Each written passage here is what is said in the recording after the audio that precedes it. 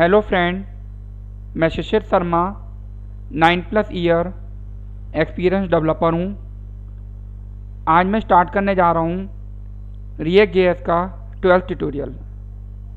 आज के इस ट्यूटोरियल में हम स्टेट मैनेजमेंट के ऊपर एग्जाम्पल करेंगे और इस एग्जाम्पल में हम फंक्शनल कंपोनेंट का यूज़ करेंगे और यूज स्टेट हुक का यूज़ करेंगे।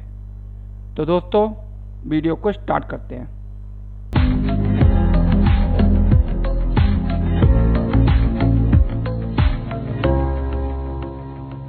अब मैं अपनी स्क्रीन पे आ चुका हूँ। जैसा कि आप स्क्रीन पे देख रहे हैं, मेरे सामने एक रिएक्ट ऐप ओपन है जो कि ब्राउज़र पे रन भी हो रहा है। आज हम रिएक्ट में स्टेट मैनेजमेंट के ऊपर एक एग्जाम्पल करने जा रहे हैं, जहाँ पे मैं ऐड ऑफ 2 नंबर का कोड बनाने जा रहा हूँ। इसमें मैं फंक्शनल कंपोनेंट का इस्तेमाल करूँगा और यूज स्टेट हुक का इस्तेमाल करूँगा और एरो फंक्शन का इस्तेमाल करूँगा। तो अब मैं स्टार्ट करता हूँ। सबसे पहले मैं क्या करता हूँ, एक छोटा सा एक कंपोनेंट बनाता हूँ, functional component, input form .js। अब मैं ये फंक्शनल कंपोनेंट बनाने जा रहा हूँ यूजिंग एरो फंक्शन। तो कैसे बनाएंगे? सबसे पहले कॉन्स्ट लिखते हैं, मतलब कॉन्स्ट के अलावा लेट भी कर सकते थे आप, ठीक है, लेकिन कॉन्स्ट बेटर है, इसको इस्तेमाल करते हैं। और फिर लिखेंगे इनपुट फॉर्म।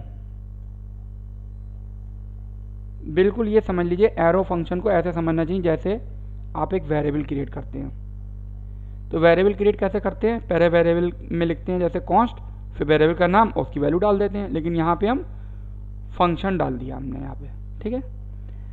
अब इसके बाद एरो बना लीजिए और ये उसकी होगी बॉडी। और उसके बाद यहाँ पे क्या कर दीजिए, एक्सपोर्ट डिफ़ॉल्ट इनपुट फॉर्म। ये हो गया। ये हमारा एक फंक्शनल कंपोनेंट का स्ट्रक्चर रेडी हो गया है। अच्छा, इसके अंदर एक चीज़ और रह गई है, रिटर्न और रह गया है, उसको और बना देता हूँ मैं। ये देखिए, बिल्कुल बना दिया है। और यहाँ पे लिखता हूँ H2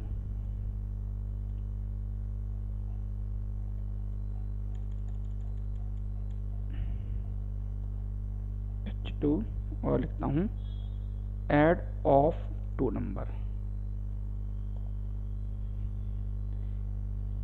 ये अभी जो मैंने क्या किया है, एक छोटा सा फंक्शनल कंपोनेंट बनाया है यूजिंग एरो फंक्शन, ठीक है।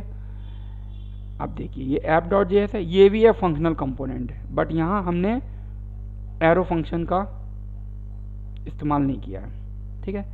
अब मैं ये क्या करता हूँ, इस वाले फंक्शनल कंपोनेंट को यहाँ कॉल करता हूँ,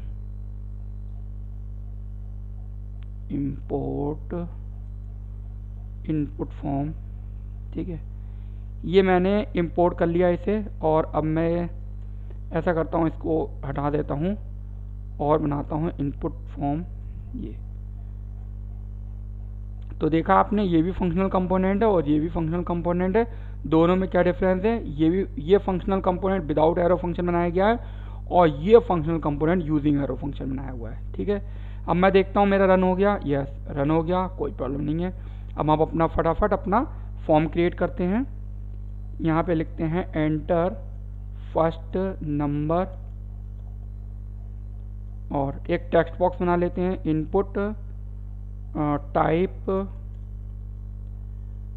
टेक्स्ट, TEXT टेक्स्ट, और इसे मैं बंद कर देता हूँ और BR लगा देता हूँ, ठीक है। फिर लिखता हूँ enter second number input type लिखा और टेक्स्ट बॉक्स बनाया मैंने और BR लगा दिया। गलती होगी।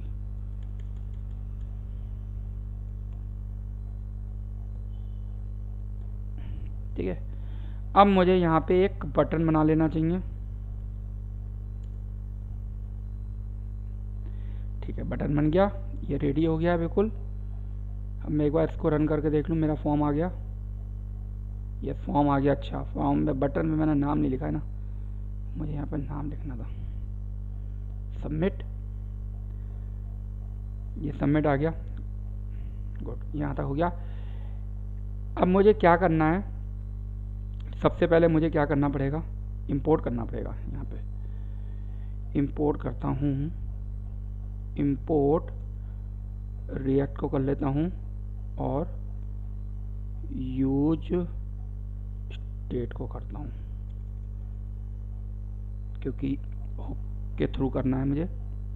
मतलब स्टेट मैनेजमेंट अगर आप फंक्शनल कंपोनेंट में करना चाहते हैं तो आपको यूज स्टेट का ही यूज़ करना पड़ेगा, मतलब हुक का यूज़ करना पड़ेगा। ठीक है, अच्छा, अब मैं क्या करता हूँ, अब मुझे क्या करना है, सबसे पहले मुझे ये करना होगा कि जब मैं इस फॉर्म को सबमिट करूँ तो ये वैल्यू मुझे कंसोल के अंदर लेके आनी है। ठीक है, तो सबसे पहले मैं ऐसा करता हूँ, वेरिएबल बनाता हूँ कॉन्स्ट। ये सारा मैंने ये जो वीडियो है, वीडियो नंबर 12 है। 11 से पहले जो 10th वाला वीडियो है उसमें मैंने स्टेट मैनेजमेंट बहुत अच्छे से क्लियर करके बताया। अब मैं इसमें थोड़ा फास्ट करता हूँ। ठीक है, तो मैं जल्दी जल्दी करता हूँ। नंबर सेट num1 ये बनाया, और इसके बाद मैंने लिखा यूज स्टेट और इसे ऐसे कर लिया, ये बन गया। ठीक है, मैं ऐसा करता हूँ, इसे कॉपी कर लेता हूँ। मुझे कम से कम 3 वेरिएबल बनाने हैं, दूसरा और तीसरा। तो ये हो गया num2, ये हो गया num3 और ये हो गया num2, ये हो गया num3। अब ये स्टेट वेरिएबल 3 क्यों बनाए हैं मैंने, ये इसलिए बनाए हैं, num1 है उसमें पहली वैल्यू जाएगी, num2 है उसमें दूसरी वैल्यू जाएगी। मतलब num1 जो है एक वेरिएबल है जिसमें वैल्यू होगी, और सेट num1 क्या है, वो फंक्शन है जिसका काम है उसके अंदर वैल्यू सेट कराना। ठीक है, ये तीनों बन गए हैं। अच्छा, अब मुझे यहाँ पे क्या करना पड़ेगा, यहाँ करना पड़ेगा ऑन चेंज इवेंट बनानी पड़ेगी। ऑन चेंज इवेंट बनाइए और यहाँ पे लिखिए ई और सेट num1। ठीक है, और E dot target dot value. ठीक है, ये हो गया। मैं ऐसा करता हूँ, इसी को कॉपी कर लेता हूँ, या टाइप भी कर सकता है, लेकिन चलो कॉपी करता हूँ, थोड़ा जल्दी हो जाएगा।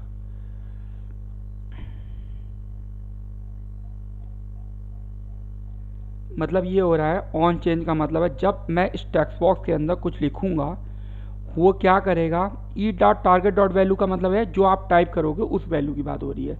और सेट num1 क्या है, एक फंक्शन है जो क्या करेगा, num1 के अंदर वैल्यू स्टोर करेगा। ठीक है, जब ये यूज स्टेट फंक्शन जब कॉल होता है तो ये क्या करता है, 2 एरे वैल्यू रिटर्न करता है। तो पहले वाला जो एरे इंडेक्स होता है उसके अंदर वैल्यू होती है, और दूसरा वाला एरे इंडेक्स जो होता है वो एक फंक्शन होता है। और हम num1 कॉमा सेट num1 कर रहे हैं, उससे क्या हो रहा है, इस एरे की डीस्ट्रक्चरिंग हो रही है और हमने उनको अपने वेरिएबल में कन्वर्ट कर लिया है। मतलब ये नाम आपकी मर्जी कुछ भी रखिए। ठीक है, अच्छा, अब यहाँ पे num2 कर लेता हूँ। ठीक है, चलिए हो गया। अच्छा, अब मुझे क्या करना है, मुझे इन वैल्यू को प्रिंट करके देखना है। तो मैं ऐसा करता हूँ, एक फंक्शन बना लेता हूँ, ऑन क्लिक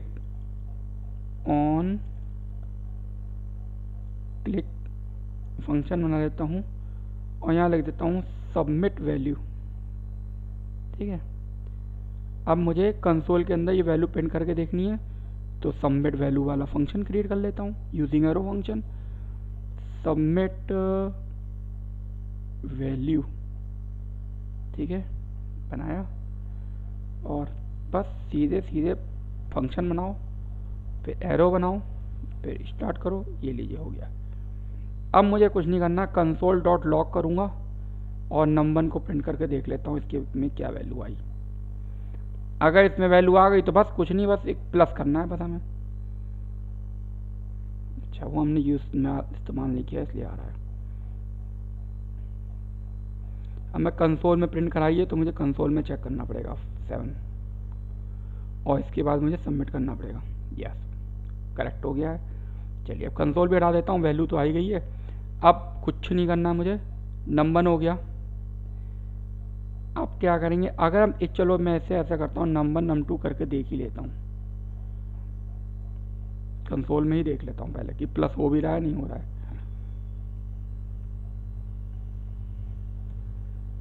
कंसोल में देख लेता हूँ पहले।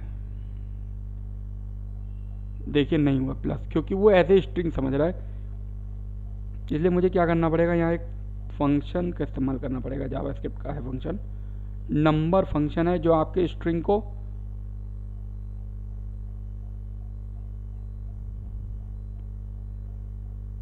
नंबर में कन्वर्ट करेगा, मतलब न्यूमेरिक बना देगा। ये लो हो गया, यस ये हो गया। अब मैं इसको देखता हूँ क्या हुआ यहाँ पे।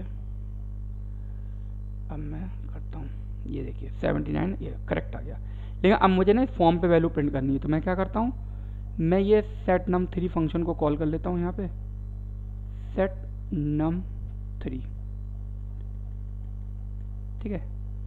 अब जब सेट num3 क्या है, एक फंक्शन है, उसको जब कॉल करेंगे तो दोनों वैल्यू प्लस होके वो num3 के अंदर डाल देगा, और num3 आप यहाँ प्रिंट कर लीजिए, सिंपल num3।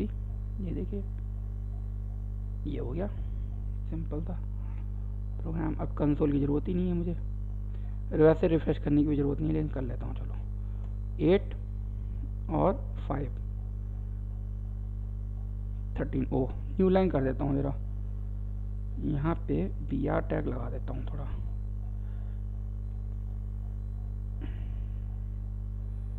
और इसको ऐसा करता हूँ बोल्ड भी कर देता हूँ, थोड़ा दिखने में अच्छा लगेगा।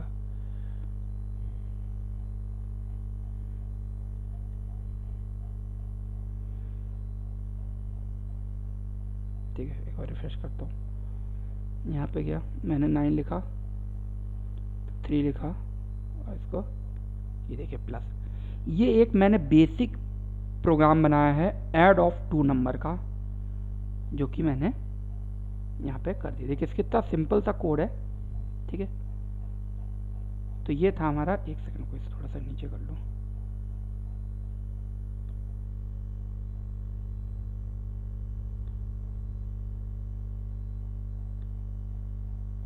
थोड़ा सा मैं सरसरी निगाह से कोड को फिर से समझा देता हूँ। मैंने इसमें क्या किया था, एक सिंपल मैंने फंक्शनल कंपोनेंट बनाया है यूजिंग एरो फंक्शन, और नीचे हमने एक फॉर्म बनाया हुआ है।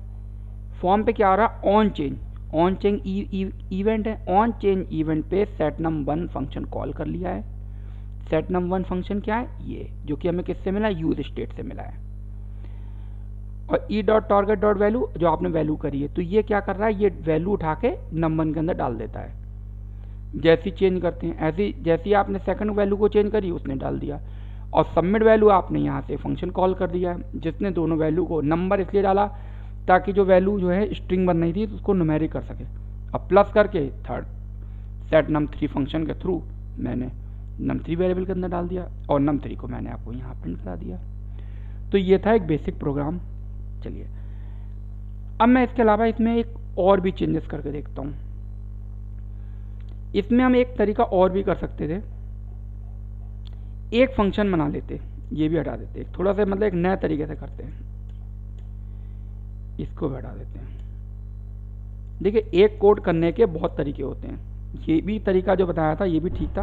अब मैं एक थोड़ा सा दूसरा तरीका भी बताता हूँ। हैंडल चेंज एक फंक्शन बनाता हूँ, और वही हैंडल चेंज यहाँ भी लगाता हूँ, ठीक है। अब मतलब अब मैं एक हैंडल चेंज फंक्शन बनाऊंगा, उसके थ्रू ये काम करूंगा, ठीक है। तो कॉन्स्ट लिया, हैंडल चेंज बनाया,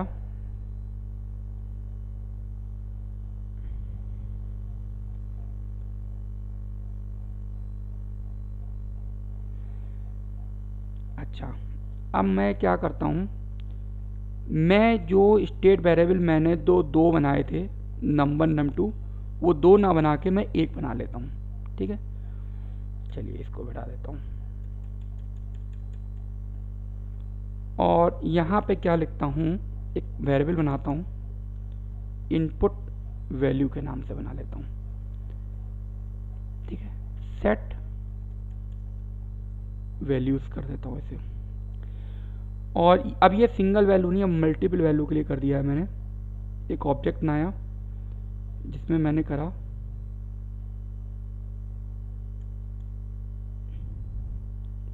num1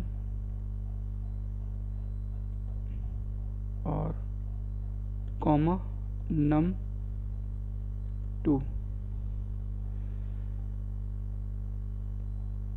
ये किया। अब मैं इस कोड को थोड़ी देर के लिए कमेंट कर दे रहा हूँ क्योंकि अब ये रन नहीं होगा। अब मैं ज़रा नए तरीके से कर रहा हूँ इस बार।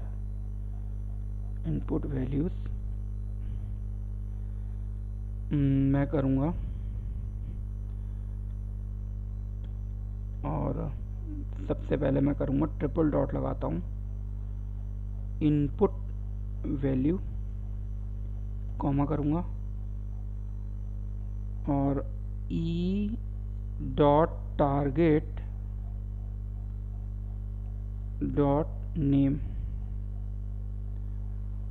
ठीक है, यहाँ पे क्या करूँगा, E dot target dot value.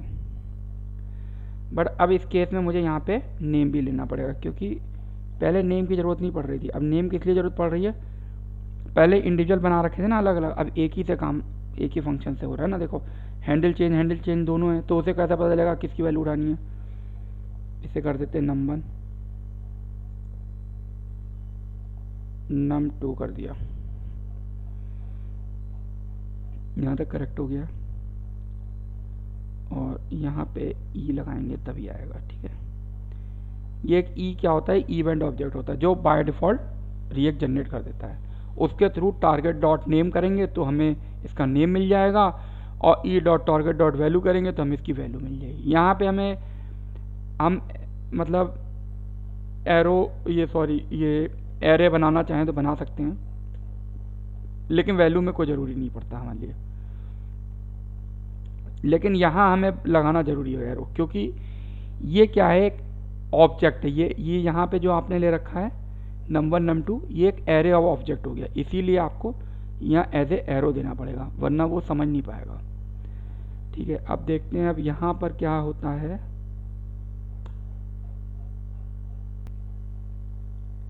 अब हमें यहाँ पे भी थोड़ा चेंज करना पड़ेगा, ये ऐसे नहीं चलेगा। इनपुट वैल्यू डॉट num1 और इसको कर दो नंबर, तो वैसे ही रहेगा।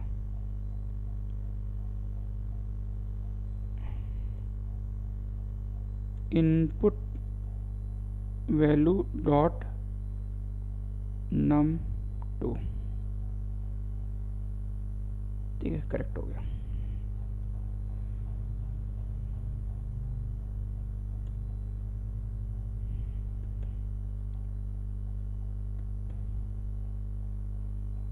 ये देखिए प्लस हो गया।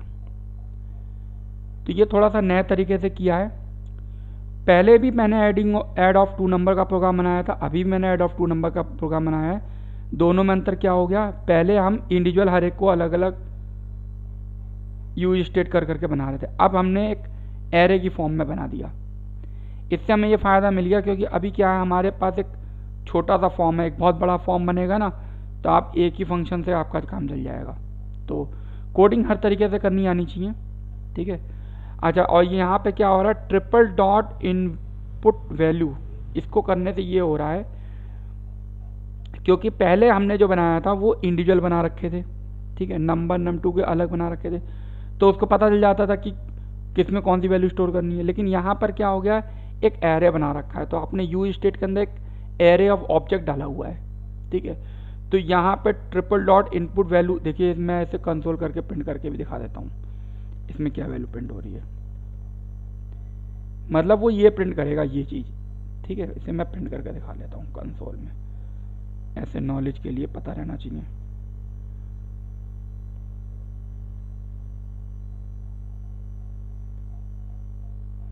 ये इसको प्रिंट कर देगा। इसके लिए आपको कंसोल में जाना पड़ेगा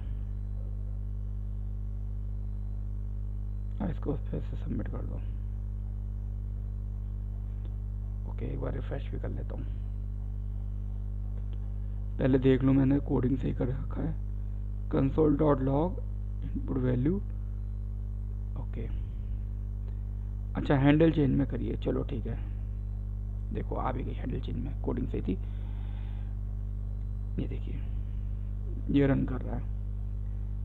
मतलब ये है कि अगर सबमिट में करते तो ये चीज़ आपको सबमिट में पूरी प्रिंट होती और अच्छे से क्लियर होती। मैं ऐसा करता हूँ, इसको सबमिट पे भी क्लियर करके दिखाता हूँ। ऑन चेंज पे कर दी थी मैंने, यहाँ पे करके दिखाता हूँ वैल्यू क्या आ रही है।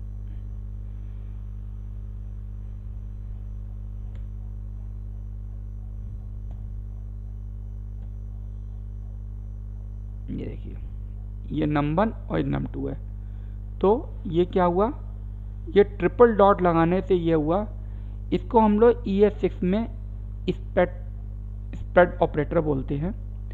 और ट्रिपल डॉट इनपुट वैल्यू लगाने से क्या हुआ, अभी यहाँ के पास एरे में 2 वैल्यू थी, जितनी वैल्यू होती हैं वो पूरी की पूरी एरे वैल्यू यहाँ लगा देता है। और यहाँ पे एरे वैल्यू लगा दिए, फिर नेम करके जिसका नेम उसमें मैच करता रहता है उसकी वैल्यू डालता रहता है। अब जब आपने ऑन चेंज किया, पहले वाले नंबर के अंदर वैल्यू जैसी डाली तो नंबर उसे मिल गया, इसने नंबर इसको मिल गया होगा।